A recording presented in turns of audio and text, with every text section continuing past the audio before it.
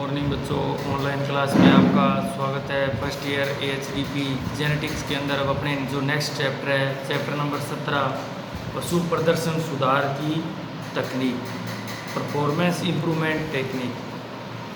सबसे पहले जो चैप्टर का नाम है, मैंने कहा था वो आपको याद होने चाहिए, लेकिन नहीं रखते। अब चैप्टर नंबर अपना है 17 और वो है, उसका नाम पशु प्रदर्शन सुधार की तकनीक, performance improvement technique, performance improvement technique, chapter number 17। ठीक है, आपके इतनी इस तरह से याद होने चाहिए। पूछे ना 17 नंबर चैप्टर का नाम क्या है, तो आपका आंसर ऐसे प्रश्न पूछने से पहले आ जाना चाहिए। ठीक है, तो ये आपके एक अभ्यास होगा ये। तो अब अपने बात करते हैं पशु सुधार प्रदर्शन की टेक्निक के बारे में। पुराने ज़माने में क्या था, पशु प्रजनन व्यवसाय कुछ गिने चुने लोगों के हाथ में था, जिन्हें पशु प्रजनन एनिमल ब्रीडर कहा जाता था। यानी कि पहले क्या था, जो पशु जो ये अपने पशुपालन है, ये हर लोग आमतौर पे नहीं था, कोई गिने चुने लोग हैं उनके घर पे पशु थे, कोई पशु रखते थे और उनका पशुपालन का कार्य था। लेकिन अब टाइम बदल चुका है, अब घर घर में पशु है। तो कहा जाता था वे अच्छे पशुओं का चुनाव करके उनका आपस में प्रजनन करवाकर उन्नत भावी पीढ़ी प्राप्त करते थे। वे क्या करते थे, अच्छी नस्ल के पशुओं के मध्य जो मैटिंग क्रॉस करवाकर अच्छी संतति प्राप्त करते थे। वे लोग इस कला में दक्ष थे, यानी कि वे लोग इस जो कला में निपुण थे तथा पशुओं का चुनाव बड़ी समझदारी व दक्षता से करते थे। पहले वाले लोग शाणे थे, अपने देशी भाषा में कहते हैं, आपने देखा भी होगा, आपके घर परिवार में भी होगा, पीढ़ियों में भी शाणे थे, उनको नॉलेज था, पढ़े लिखे कम थे फिर भी उनको नॉलेज था, तो वो इस तरह से तरीका अपनाते थे। धीरे धीरे विज्ञान और टेक्निक ने इस तरीके को बिल्कुल ही बदल दिया और आज के युग में उन्नत नस्लों का विकास व्यवसाय नहीं रहा, बल्कि पशु प्रजनन का उद्देश्य बन चुका है।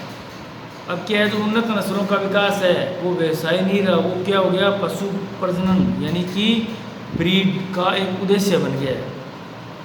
कृत्रिम गर्भाधान, आर्टिफिशियल इंसेमिनेशन, AI का प्रयोग गोवंश में सर्वप्रथम 50 के दशक में किया गया था, 50 के दशक में, जो आज पशु प्रजनन के उद्देश्यों का आधार है। इसके अलावा in vitro fertilization, embryo transfer technique, ETT, पिछली बार ये बड़ा विस्तार से दिया हुआ था चैप्टर, बहुत ही इम्पोर्टेंट चैप्टर था ये। और एम्ब्रियो ट्रांसफ़र टेक्निक, दूसरा एक पढ़ा था एम्ब्रियो ट्रांसफ़र टेक्निक, एक है in vitro fertilization. In vitro का मतलब है भी अपने जो निषेचन है वो बाहर करवाना, इन विट्रो फर्टिलाइजेशन, यानी कि मान लो किसी नर का स्पर्म ले लिया और मादा का ओवा ले लिया, बाहर उनका फर्टिलाइजेशन हुआ, युग्मनज बना, फिर कोई प्रकनल की सहायता से या कोई और टेक्निक की सहायता से मादा के गर्भ में उसको रोपित कर दिया। ठीक है, ये तो इन विट्रो फर्टिलाइजेशन। एक टेक्निक और है embryo transfer technique, ETT, embryo transfer technique. ये अब इस टाइम के जो टेक्निकें चल रही है, जैसे AI होगी, इन विट्रो हो गया, एम्ब्रियो ट्रांसफ़र टेक्निक होगी। एम्ब्रियो ट्रांसफ़र टेक्निक के अंदर क्या होता था कि अच्छी नस्ल है, उनके मध्य क्रॉस करवाया और जब भ्रूण बनने लग गया तो उसको किसी टेक्निक के द्वारा उस भ्रूण को बाहर निकाल कर किसी दूसरी मादा जो के गर्भ में रोपित कर दिया, और जिसको निकाला उसको दोबारा फिर वो क्या जब मध्य में आई फिर उसका क्रॉस करवाया। इस तरह से एक ही नस्ल जो अच्छी नस्ल है उससे कई बच्चे प्राप्त किए जा सकते थे।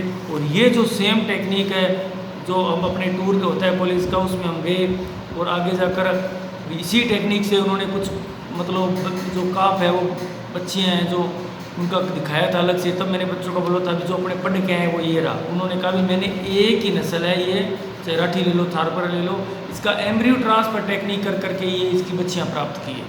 तो उसके अंदर क्या होता है, भ्रूण बना, उसको उस माता के गर्भ से निकाला और जो उधार माँ की कोक है, सेरोगेट मदर, उसमें ट्रांसफ़र कर दिया। तो एक बच्चा तो उधर पालन पोषण हो रहा है, अब वो जो जिससे निकाला है उसको दोबारा मध्य हिट में आएगी, फिर उसका क्रॉस करवाएंगे, फिर जब एम्ब्रियो भ्रूण बनेगा तब उसको निकालेंगे। तो इस तरह से क्या है, एक ही अच्छी नस्ल की गाय या मादा से ज़्यादा बच्चे प्राप्त किए जा सकते हैं। और वो टेक्निक हमने देखी थी चैप्टर पढ़ने के बाद में।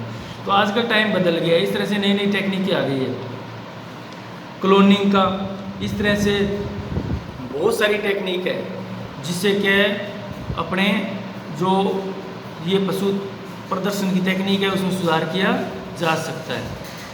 अब अपने आगे बात करते हैं इसके अलावा कंप्यूटर व सूचना प्रौद्योगिकी, इंफॉर्मेशन टेक्नोलॉजी का क्षेत्र भी इतना विकसित हो चुका है कि इसकी सहायता से बहुत सी चीज़ें जैसे डाटा कलेक्शन, इवैल्यूएशन यानी मूल्यांकन, कंपैरिजन करना आदि डाटा शेयरिंग बहुत ही आसान हो गया है। हालांकि विज्ञान व तकनीक में इस युग में बहुत कुछ संभव हो गया है, परंतु पशुओं के उत्पादन व उसकी गुणवत्ता बनाए रखने से संबंधित विभिन्न पहलुओं को ध्यान में रखते हुए प्रजनन से संबंधित विभिन्न निर्णय लेना बहुत ही समझदारी है। ये जो बात है, तो कहने का मतलब क्या है, जो पशु सुधार प्रदर्शनी जो टेक्निक है वो पहले और थी, अब विज्ञान और तकनीक आने के कारण बहुत सी टेक्निक जैसे एआई, तो ये कितनी बड़ी एक टेक्निक है एआई, आर्टिफिशियल इंसेमिनेशन, यानी कि कोई भी अच्छे सांड का जो स्पर्म है वो वीर्य एकत्रित किया हुआ है और वो सांड है वो तो कहीं बैठा है, और जो उसके द्वारा जो वीर्य एकत्रित किया गया है उसको कितनी दूर, चाहे 1000 किलोमीटर 1500 किलोमीटर जाकर, और वो उसकी एआई के द्वारा ही संभव हो सका है। तो ये कितनी बड़ी टेक्निक है, ठीक है। उसी तरह से ईटीटी कितनी बड़ी टेक्निक है, तो अब टाइम में चेंज हो गया। राजस्थान में पशुधन की बहुत सी नस्लें पाई जाती है, तो ये नस्लें बहुत लंबी अवधि में बहुत पीढ़ियों के दौरान विकसित हुई है। जो अपने राजस्थान के अंदर जो ये नस्लें हैं ये बहुत लंबी पीढ़ियों के दौरान विकसित हुई है, काफ़ी टाइम हो गया है इनको। इस लंबी अवधि में ये नस्लें स्थानीय वातावरण के प्रति अनुकूलित हो गई, ये बात आपने पढ़ी थी। यहाँ की जो देसी नस्लें हैं वो जो वातावरण है उसमें अनुकूलित हो गई, कई बार क्या प्रतिकूल वातावरण में भी ये रह सकती है। वह स्थानीय लोगों को सामाजिक व आर्थिक ज़रूरतों का भी हिस्सा बनी है। लोगों को इसका क्या है, आर्थिक ज़रूरतों का हिस्सा बनी है। कोई आर्थिक हिसाब से रखता है, कोई सामाजिक हिसाब से रखता है पशुपालक विदेशी नस्लों को, ठीक है। तो अलग अलग अपने पर्पज़ हैं। लेकिन धीरे धीरे स्थिति परिवर्तित हुई व विदेशी नस्लों का आगमन हुआ जो उत्पादन में देसी नस्लों से बेहतर थी। ये आपको पता ही है, देसी के साथ साथ विदेशी नस्लों का आगमन हुआ अपने इंडिया के अंदर, और जो उत्पादन में बेहतर थी किससे, देसी नस्लों से। लेकिन विदेशी नस्लों के स्थानीय वातावरण में अच्छी तरह से अनुकूलित नहीं हो पाने के कारण देसी नस्लों के साथ इनका प्रजनन शुरू किया गया। जो विदेशी नस्ल थी वो अपने यहाँ के जो वातावरण में अनुकूलित नहीं हो पाई, तो फिर दिमाग लगाया गया हाइब्रिड। हाइब्रिड का मतलब है दो अलग अलग नस्लों के मध्य, इनके मध्य क्रॉस कराकर हाइब्रिड नस्ल तैयार की गई जो क्या है इन वातावरण में रह सकती है, जिससे बेहतर इनका प्रजनन शुरू किया। इसके बेहतर परिणाम मिले। इसी आधार पर विभिन्न राज्यों में आवश्यकता अनुसार पशुधन की प्रजनन नीति बनाई गई जिन्हें प्रजनन का आधार माना गया। तो प्रजनन का आधार इनको माना गया, विदेशी जो नस्ल है उनको माना गया, और देसी नस्ल उनके मध्य क्रॉस करवाकर। लेकिन आज के युग में प्रजनन नीति का पालन नहीं करते हुए विभिन्न प्रांतों में बिना योजनाबद्ध सुनियोजित तरीके से प्रजनन किए जाने के कारण पशुधन की ये देसी नस्लें बहुत संकटग्रस्त हो गई। लेकिन क्या है, बहुत से राज्यों में क्या है ये तकनीक नहीं अपनाई जा रही, जिससे क्या हो गया जो ये देसी नस्लें हैं वो क्या विलुप्त होती जा रही है, कुछ तो लुप्त प्राय होने के कगार पर है। इस प्रकार यह स्पष्ट है कि गोवंश की देसी नस्लों का संरक्षण बहुत आवश्यक है। जो गोवंश की देसी नस्ल आप भी देख लो, आज आपके जो क्षेत्र में कितनी देसी नस्लें बहुत कम है, हाइब्रिड ज़्यादा है। तो इसका मतलब देसी नस्लें वो क्या है लुप्त होने के कगार पर है, क्योंकि उनकी अकाल सूखा सहन करने की क्षमता, भारवाहक क्षमता, उच्च रोग प्रतिरोधक क्षमता, गर्मी सहन करने की क्षमता आदि गुणों के कारण इनकी महत्ता बहुत अधिक है, जिसे नज़रअंदाज नहीं किया जा सकता। जो देसी नस्ल है उनकी इम्यूनिटी पावर अच्छी है, ब्रीडिंग वैल्यू अच्छी है, बाहर होने की क्षमता भी अच्छी है, अकाल और सूखा भी सहन कर लेती है। लेकिन विदेशी नस्ल ये सब कुछ सहन नहीं कर सकती। अगर किसी भी स्तर पर इन नस्लों की अनदेखी की जाती है तो भविष्य में इसके दुष्परिणाम हमारी ही पीढ़ियों को भुगतने पड़ेंगे। दूध उत्पादन में तात्कालिक वृद्धि होने के कारण पशुपालक जैसी विधि से गोवंश को विदेशी नस्लों का अपनी देसी नस्लों से समावेश कराते हैं। तात्कालीन एक तो इनमें ग्रोथ बहुत जल्दी होती है, और एक जल्दी दूध उत्पादन के कारण क्या है जो अपने पशुपालक विदेशी नस्लों को अपना रहे हैं। लेकिन इस प्रवृत्ति या प्रक्रिया के सुनियोजित तरीके से नहीं होने के कारण पशुधन की जैविक विविधता बायो डाइवर्सिटी कम होती जा रही है, जो भविष्य के खतरे की आवश्यकता को इंगित करती है। तो ये भी खतरा है, देसी नस्लें विलुप्त होती जा रही है, विदेशी नस्लों को अपनाया जा रहा है और सिर्फ अपना लाभ देखा जा रहा है, बाकी जो अपने प्रकृति के साथ खिलवाड़ी है एक तरह से, क्योंकि इसके नुकसान बहुत है। इसी कड़ी में राजस्थान राज्य की बहुत सी नस्लें जैसे नागौरी, राठी, थारपारकर, कांकरेज आदि संख्या में भारी कमी आ रही है, जो इनके साथ अन्य नस्लों पर भी आ रहे संकट की ओर इशारा करती है। आवश्यकता इस बात की है कि विदेशी नस्लों को सही इस्तेमाल के साथ साथ हम हमारी देसी नस्लों के संरक्षण पर भी ध्यान दें। इससे आपसी संतुलन बनाकर प्रजनन नीति के अनुसार ही प्रजनन कार्य किए जाए। प्रजनन नीति क्या कहती है? प्रजनन नीति ये कहती है भी कोई अनुपात है, कोई रेशो है भी इस हिसाब से, लेकिन वो अपने भूल गए हैं अपने तो क्या विदेशी नस्लें लाला कर रख रहे हैं और दुग्ध उत्पादन में अपना स्वार्थ देख रहे हैं, उसके बहुत सारे लॉस हैं।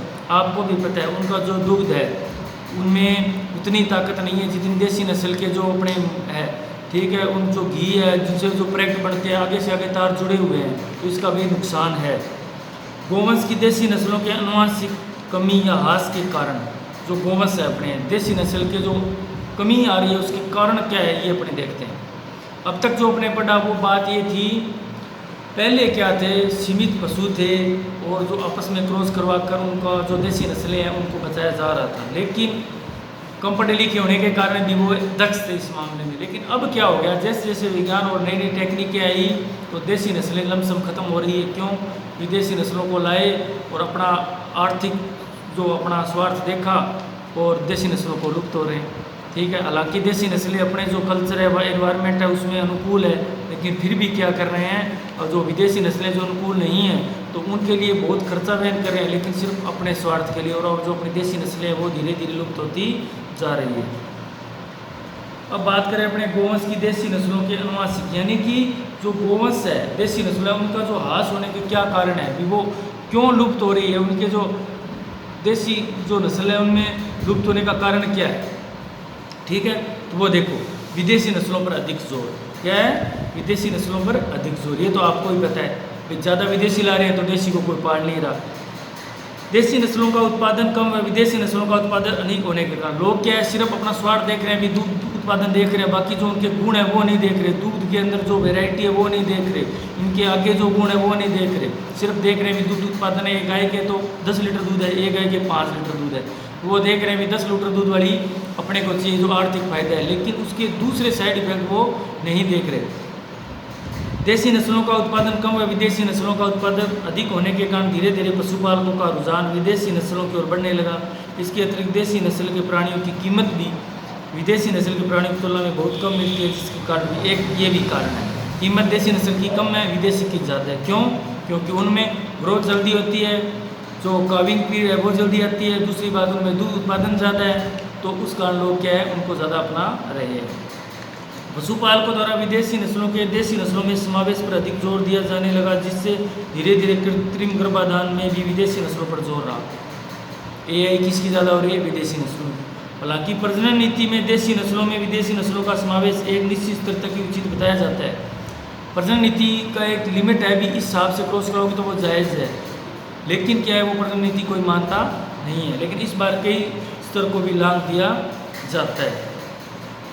आगे कृषि में बदलाव, ये अपने पढ़ रहे हैं भी देसी जो गोवंश है उसमें कमी के क्या क्या कारण है। पहला कारण था भी विदेशी नस्लों का जोर, दूसरा है कृषि में बदलाव यानी एग्रीकल्चर में चेंज।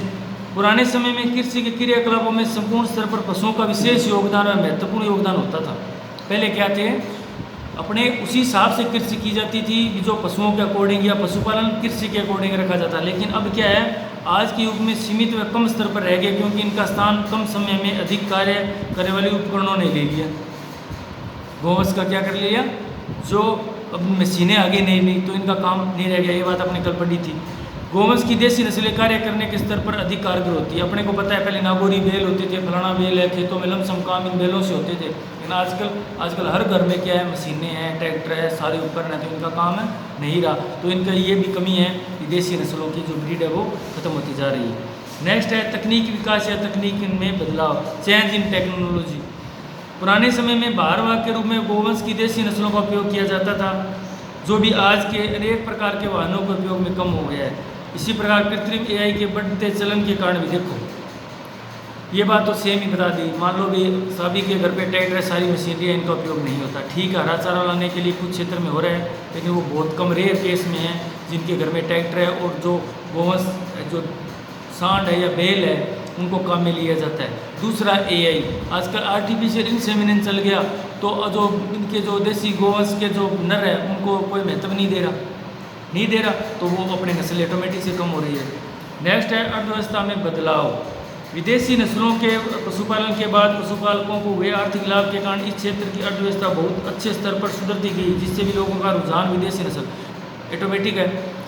आर्थिक लाभ ज़्यादा हुआ तो इकोनॉमिक में भी बदलाव आएगा तो उनका ध्यान किस तरह और चला गया, अर्थव्यवस्था में बदलाव के कारण विदेशी नस्लों की ओर चला गया। पहले क्या होता था, हर गांव में देसी नस्ल के जो सांड है वो हुआ करते थे, 2-4 सांड हुआ करते थे, लोग घरों में भी पाला करते थे। लेकिन आजकल बिल्कुल नहीं। क्यों? AI होगी, आर्टिफिशियल इंसेमिनेशन चल गया, इनको रखने की जरूरत नहीं है। नेक्स्ट है आपदाएं। कई बार कुछ प्राकृतिक आपदाएं जैसे सूखा, काल, अतिवृद्धि, बाढ़ आदि के कारण विदेशी नस्लों के प्राणियों की हानि हो जाती है, जो कुछ हद तक इनके प्रजनन को प्रभावित करती है। कई बार आपदाओं के कारण भी क्या है, जो ये नस्लें हैं ये विलुप्त होती जा रही है। इस प्रकार स्पष्ट है कि गोवंश का देशी नस्लों की निरंतर कटौती होती है, तो इसके साथ ही अनुवांशिक जीन स्तर पर भी इनका ह्रास हो रहा है। जीन का मतलब आपको पता ही है कि जब मेन प्राणी ही नहीं है तो इनकी जो नस्लें हैं कैसे बढ़ेगी। नस्लें कब बढ़ती है, जब इनके मध्य क्रॉस करवाते हैं, गुणसूत्र होते हैं, गुणसूत्रों पर जीन पाए जाते हैं और वो जीन की संरचना में बनावट के कारण आगे से आगे क्या इनकी नस्लें विकास करती है। लेकिन जब सारा ताम झाम ही ख़त्म कर दिया इनका, तो ऑटोमेटिक अभी गोवंश की देशी नस्लों में ह्रास होता जा रहा है। तो आज अपना जो टॉपिक था वो था पशु प्रदर्शन सुधार की टेक्निक। उसके अंदर अपने बेसिक बातें पढ़ी थी, उसके बाद में अपने इनके कारण पढ़े थे भी, गोवंश की जो देशी नस्ल है उनके जेनेटिक जो ह्रास के क्या कारण है वो अभी पॉइंट पढ़े थे अपने।